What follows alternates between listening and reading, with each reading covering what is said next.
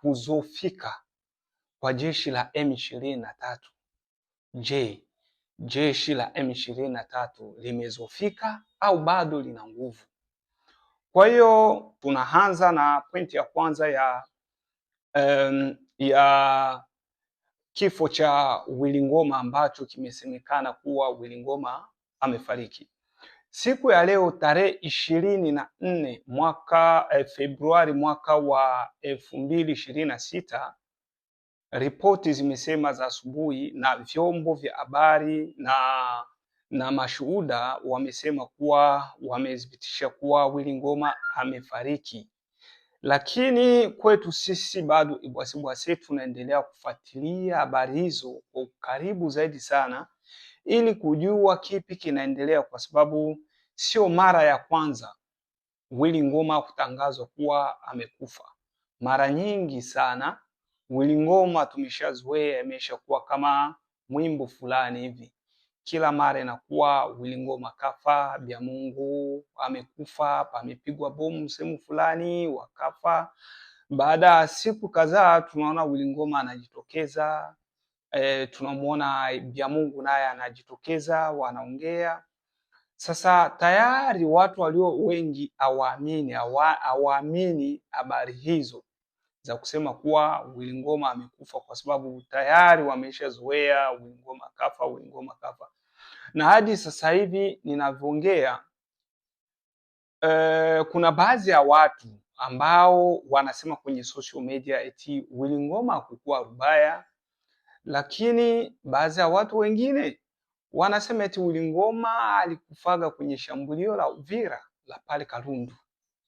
Sasa ni wewe wa kuweka comment, mwana Ibwasibwase, ni wewe wa kuweka comment chini hapo ya kutuambia mtazamo wako hapo chini. Okay, habari za Willy Ngoma zimezungumziwa sana, na hata tukiangalia kuzungumziwa na ukubwa wa kuzungumziwa kwa habari hizo sio kama ule wa zamani ambao sisi tunakuwa tunauzoea wa kusema tunashare social media zetu na WhatsApp group zetu, tunasambaza habari, tunasema amekufa, wengine wanasema hajafa, wengine wanasema amekufa. Lakini kitu ambacho tumeshuhudia siku ya leo baada ya habari hizo kusemekana kuwa Willy Ngoma amekufa ndani ya shambulio la drone huko Rubaya, walikuwa kwenye mitingi, media nyingi sana, redio, vituo vya maredio na media nyingi sana za ulimwenguni kubwa kubwa zaidi haswa zimeliongelea hilo. Kama tukisema media kama RFI imeposti, tukisema Reuters wameposti, BBC wameposti kuwa Willy Ngoma kafa, na tukitizama hata Peru Ruara naye aliposti, na watu wengi, hata kama siku za leo haziaminiki zaidi sana kuwa mtu mwenyewe kaposti, lakini kuna baadhi ya watu wanakaa pale kwa kutengeneza fake account. Yani unaweza ukaona kama ni mtu fulani ndo ameposti, kumbe kuna mtu ambaye alifake account aka-tweet wala akapost kupitia account yake. Lakini kufatana na hili la Willy Ngoma, RFI wamepost official kabisa, walipost official, Reuters wamepost official, BBC wamepost official, yani officiel, BBC officiel wamepost habari hizo. Na kuna baadhi ya page za M23 wanakanusha habari hizo na kusema kuwa ni habari za uongo. Ni utawala wa Kinshasa ndo unapenda kufanya kuaminisha watu na kutoa habari za uongo kuwa Willy Ngoma kafa. Lakini kitu ambacho kimenishangaza zaidi sana ni kusema kuwa walisema vita sasa ndo vimeanza, wamechokoza nyuki. Je, kifo cha Willy Ngoma inaweza kuwa ndo mwisho wa vita au ndo mwanzo wa vita sasa ndo vimeanza? Kwa sababu ikumbukwe kuwa serikali ya Jamhuri ya Kidemokrasia ya Kongo na M23 wapo kwenye mazungumzo Doha, na sasa hivi tulishuhudia rais wa Jamhuri ya Kidemokrasia ya Kongo Felix Antoine Tshisekedi Chilombo alipoenda hapo Angola, alienda Angola kwenda kuonana na mwenzake rais wa Angola Lourenço, kwa kujadili jinsi gani wanaweza wakakaa chini wakafanya dialogue entre Congolais, ya kukaa chini ya jinsi ya kupata suluhisho ya kumaliza vita hivyo ambavyo vinaendelea huko vinaendelea mashariki mwa Jamhuri ya Kidemokrasia ya Kongo. Lakini kwa siku ya leo picha inakuja kuonekana kuwa FARDC bado wanaendelea kusonga mbele kumega miji kama vile kwa mfano 0 point huko tarafani Fizi. Tayari FARDC na jeshi la wazalendo zimefanya mashambulizi makali sana huko point 0 na wakakamata point 0 Mikenge, wakaelekea hadi sehemu za Minembwe. Sasa leo wamekuwa upande wa Rubaya, na huko Rubaya imesemekana walifanya mashambulizi makali sana, drone ikampelekea Wilingoma kuuawa. Na sio Wilingoma tu ambaye ameripotiwa kuuawa, ila kuna viongozi wa ngazi za juu wengine wa M23 ambao wamehusishwa kufa kwenye mashambulizi hayo. Na ikumbukwe kuwa baadhi ya habari za chini chini zinasema kuwa hata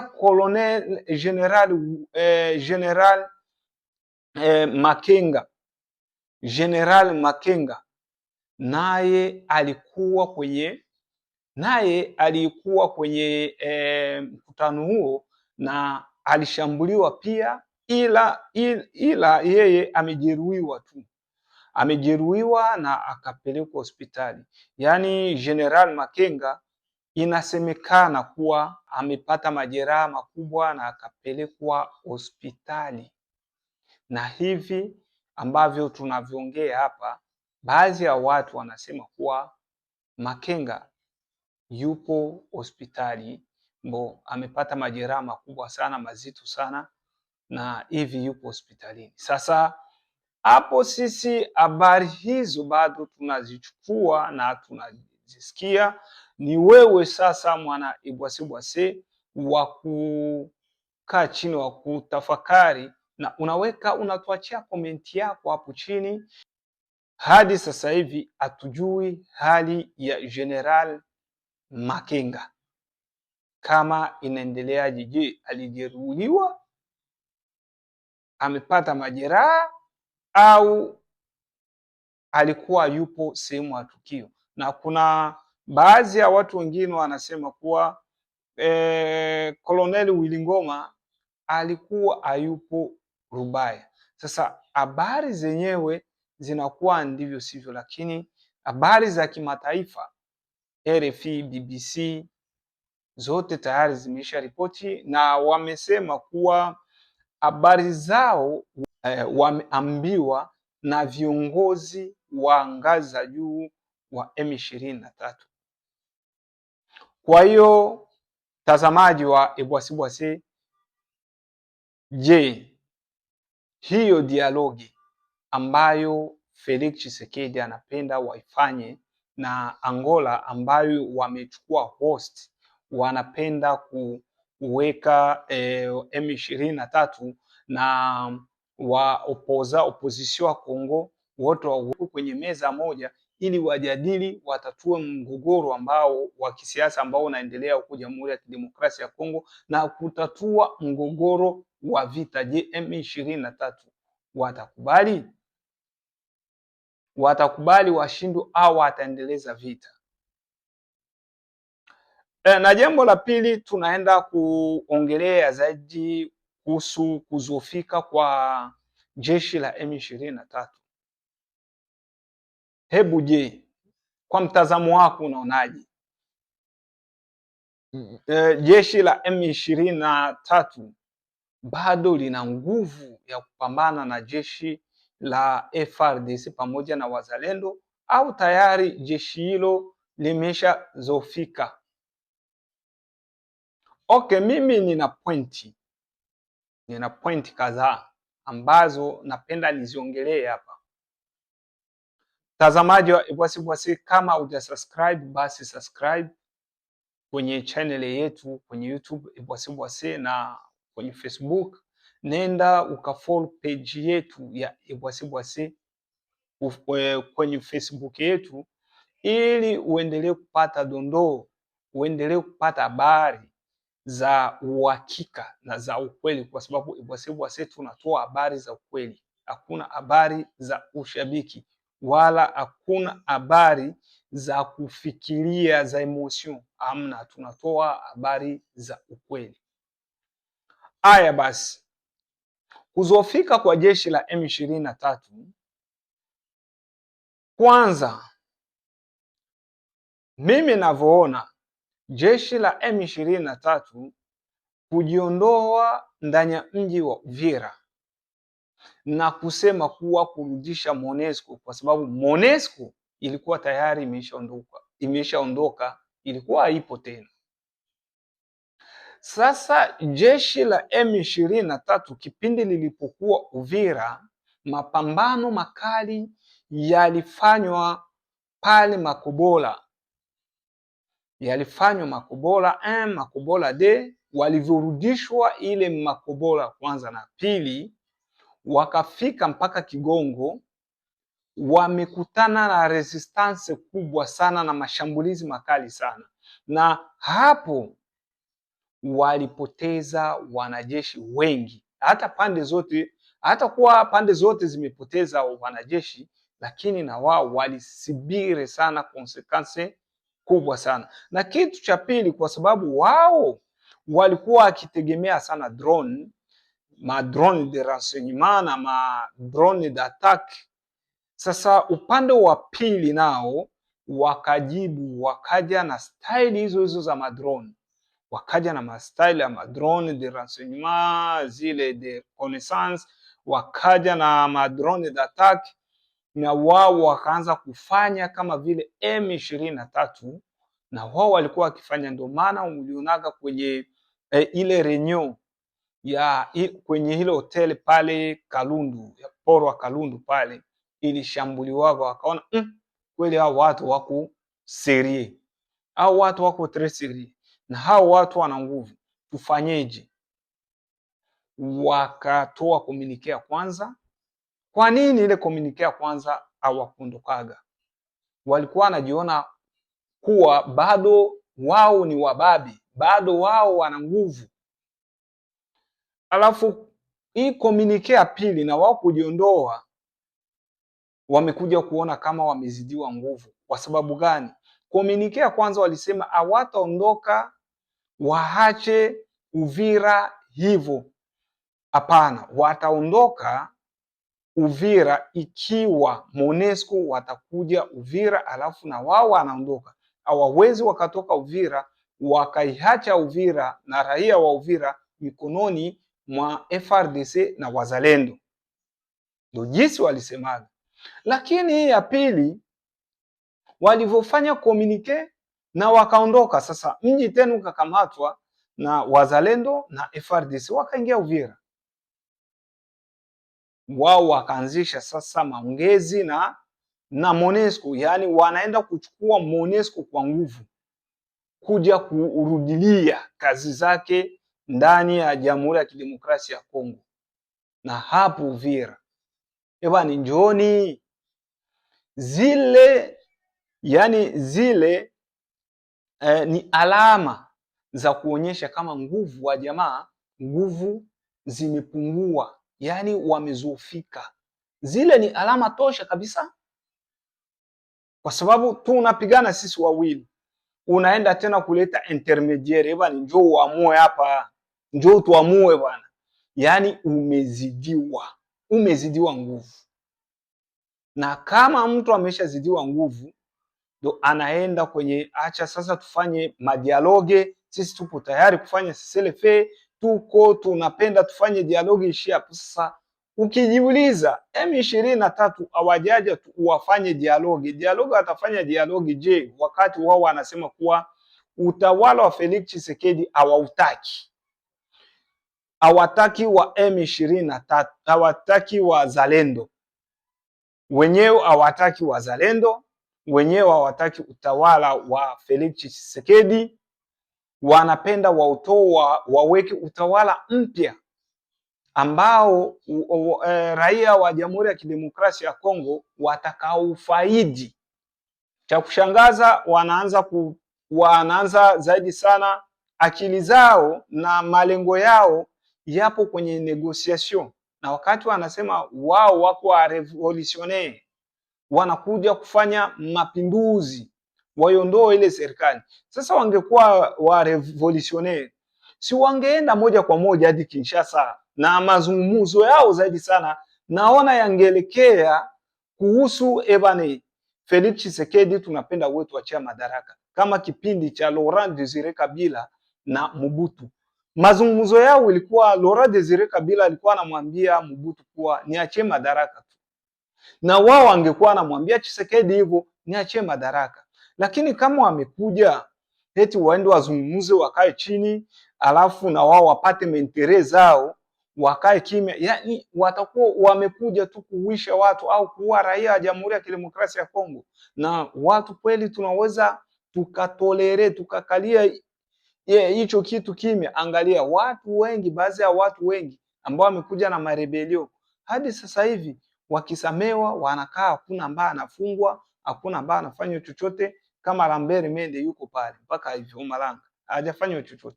Wengi wapo kule Kinshasa wamekuja na RCD Goma, wapo Warubero wapo. Sasa hao wengine wanapenda waje tu wakae waongee, wameshaua raia nyingi sana, wanapenda wapewe viti waendelee kula Kongo, yani hakuna mashtaka aina yoyote. Hapana, sio hivyo. Okay, sasa kuzofika huko kwa M23 mumeona wakatoka Uvira na wakaja wakasema eti wakachukua raia wa Kinyamurenga anotage ya kusema kuwa tunaenda hao watu wazalendo wanapenda waue kwa sababu wenyewe ni Wanyarwanda. Sasa ukijiuliza swali, ni Watusi, ukijiuliza swali, kipindi M23 ambao wamekuja Uvira wenyewe ndio wamekuja na wale Wanyamurenge ama wamekuta Wanyamurenge pale Uvira?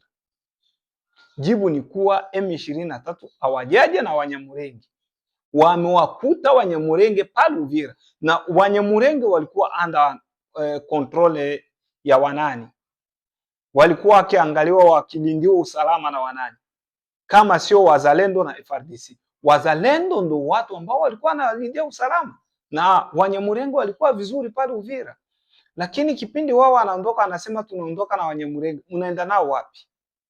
Na ndio maana ile diskuru ya Kutumba ilikuwa clear. Kuna baadhi ya watu walipenda kukritikile diskuru ya Amuri William ya Kutumba, lakini ile diskuru ilikuwa diskuru politiki, kwa sababu M23 wana akizasio zao, wanakuwa na akize wazalendo kwenye Umoja wa Mataifa kuaminisha uongo eti hao wazalendo ni wauaji au wazalendo watu wabaya, wanaweza wakaua Wanyamurenge nini na nini, na kipindi wazalendo walikuwa wanaishi nao. Hizo ni mbinu za udhaifu, hadi wakachukua wakakamata raia wa Kinyamurenge anotage kwa kuonyesha ulimwengu kuwa wenyewe ndo wanaweza wakawalinda Wanyamurenge, lakini wazalendo hawawezi wakawalinda au FARDC hawezi wakalinda. Kuna mambo mengi M23 inafanya, na ndio maana mliona walionyeshaga kama wanajeshi 7,000 ambao wamemaliza mafunzo, ambao wameshamaliza mafunzo kuwa tayari wapo tayari, na kusema kuwa wale wanajeshi ambao wanapenda kwenda kujiunga na serikali ya Jamhuri ya Kidemokrasia ya Kongo waende na ambao watakaobaki kwao wabaki. Zile zote zilikuwa ni mbinu. Na kama unaona mtu anategemea sana muamuzi, yaani amezidiwa nguvu, mimi mesaje yangu kwa wazalendo na jeshi la Jamhuri ya Kidemokrasia ya Kongo ni hii. Wazalendo na jeshi la Jamhuri ya Kidemokrasia ya Kongo, habari ni kuwa adui amesharejea. Adui amesharejea. Adui hana nguvu nyingi tena. Na nyinyi zile style au system za madrone ambao walikuwa wanazitumia, na nyinyi mumeshaanza kuzitumia ngoma drone. Kwa hiyo basi musirudi nyuma, pasiwe cha kusema kuwa twende kwenye mazungumzo na jeshi lipo.